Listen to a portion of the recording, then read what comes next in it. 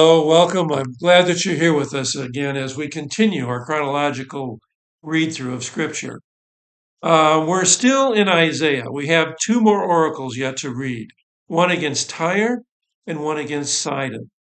Um, and then actually one against the whole world. But then we begin to read of God's mercy, how death will be swallowed up forever, how he will keep us in perfect peace, and how Israel will be redeemed. So, after all of these difficult oracles, we will hear some words of grace and mercy. So, first, an oracle against Tyre and Sidon in chapter 23. The Lord is going to lay waste to Tyre and to Sidon. They're proud cities who rely on their wealth and their trade rather than relying on the Lord. Prosperity is a gift from God. It's not a reason for human hubris, although that is often the way it turns out. Indeed, the last two verses of this oracle may come as a surprise because God will restore Tyre and she will once again conduct her trade. But rather than dedicating her profits to herself, she's going to dedicate them to the Lord for use in his temple. It's not clear to me if this was to have happened already or if this refers to the eschatological Jerusalem that is restored on the last day. It's not really clear, but I rather suspect the latter part, that this has to do with the end times Jerusalem. Chapter 24 then contains the second oracle, an oracle against the whole world. No one, not even earth itself, is will be spared from the coming destruction.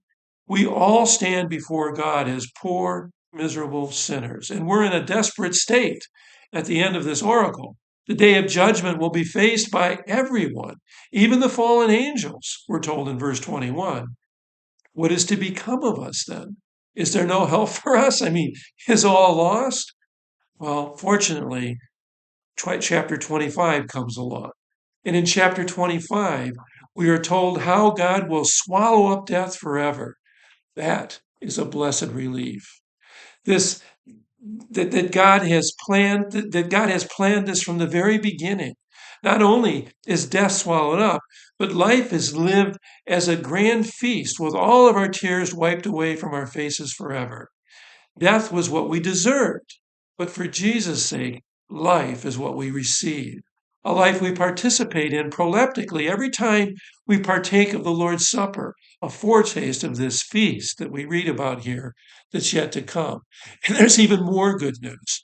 Chapter 26 goes on telling us the that those that though those without faith will be destroyed, peace and every good thing comes to those who trust in the Lord. As difficult as things were before the day of the Lord for those who waited on him, so much more blessed are the days on that day and forever beyond it when Jesus comes, a gift bestowed on us for the sake of Jesus. Chapter 27 goes on to speak of the redemption of Israel. It talks about the Leviathan. The Leviathan probably describes Satan and the demons, though the message is clear, whatever it represents, the message is clear that God controls, restrains, and ultimately defeats all evil. In his new creation, we will live as his people in a pleasant vineyard, producing the fruit of good works, protected and kept by God. Notice the reference right at the end of the chapter to the trumpet blowing and the people who were lost in the land of Assyria and driven out of the land of Egypt, now coming and worshiping God, being gathered with all of God's saints. This ties neatly back to the reference in our previous day's reading of how God will restore salvation to Egypt and Cush and Assyria. So, once again, I pray that God will be with you as you do these readings. I pray also that our time together is helpful to you, that is helping you to learn and to grow. And I look forward to gathering with you again the next time.